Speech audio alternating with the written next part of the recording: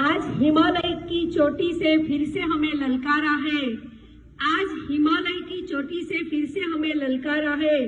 दूर हटो ये दुनिया वालों, हिंदुस्तान हमारा है। आज राष्ट्रना 73 प्रजासत्ताक दिन निमित्ते मारा डुंगरा गामना वडीलोना आशीर्वादथी शाळाना आचार्यश्री अने शिक्षक मित्रोना सहयोगथी सरपंचश्री, डेप्यूटी सरपंचश्री તેમજ તેના સભ્યોની ઉદારતાથી અને મારા ગામના યુવા ભાઈ બહેનોના પ્રેમથી આજે જે મને રાષ્ટ્રધ્વજ ફરકાવવા માટેનું માનભર્યું આમંત્રણ આપવામાં આવ્યું છે એ બદલ આપ સૌનો હું દિલથી આભાર વ્યક્ત કરું છું। સાથે સાથે આપણને આઝાદીની ઊંઘ આપી જનાર, આપણને આઝાદીની ઊંઘ આપી જનાર અને સદાય ચિરસ્મરણીય બની ગયેલા એવા આપણા શહીદોને શ્રદ્ધાંજલિ અર્પું છું।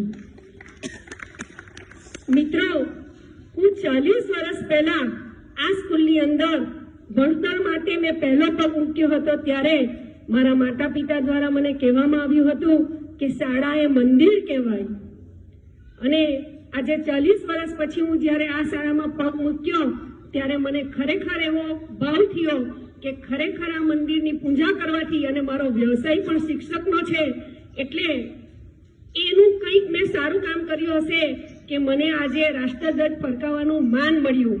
એટલે ખરેખર શાળા એ મંદિર છે। સાથે સાથે મારી તે શાળા અને આ શાળાની પ્રગતિ જોઈને એવું લાગે છે કે મારું ગામ સતત પ્રગતિશીલ છે, એનો મને ગર્વ છે અને શાળા પાછળ શિક્ષકોની મહેનત પણ દેખાઈ રહી છે। મિત્રો, ગામની પ્રગતિ તે જ દેશની પ્રગતિ। આપણો દેશ પ્રગતિશીલ ત્યારે બની શકશે કે જ્યારે આપણે નીચે પગથિયા ઉપરથી ધીરે ધીરે આગળ વધશું ત્યારે।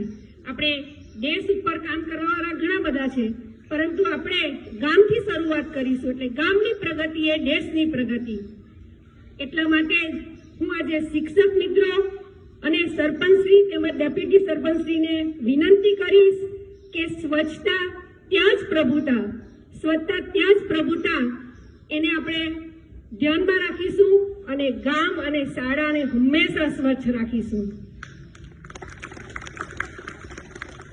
એમ તો બધા સરપંચશ્રી, ડેપ્યુટી સરપંચશ્રી અને તેમના સભ્યોને આજે મેં જોયા પછી મને એવું લાગ્યું કે બધાની ઉંમર મારી કરતાં પણ નાની છે એટલે હું થોડી સલાહ આપીશ।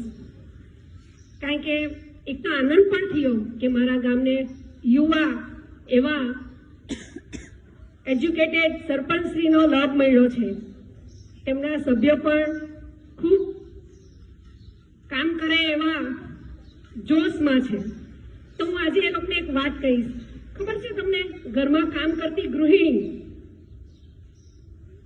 ત્યાંથી શરૂઆત કરીએ કે દેશમાં અથવા કોઈ મોટા મોટા સભ્ય પદ ઉપર રહેલા મોટા હોદ્દેદારો બધાના મનમાં તેમજ અમારા શિક્ષક જગતની અંદર પણ કંઈક અંશે આપણે જ્યારે કામ કરીએ ને ત્યારે આપણા દિલમાં કંઈ ડંખ્યા કરે કે આપણે કેટલું બધું કામ કરીએ પણ આપણને કોઈ જસ મળતો નથી।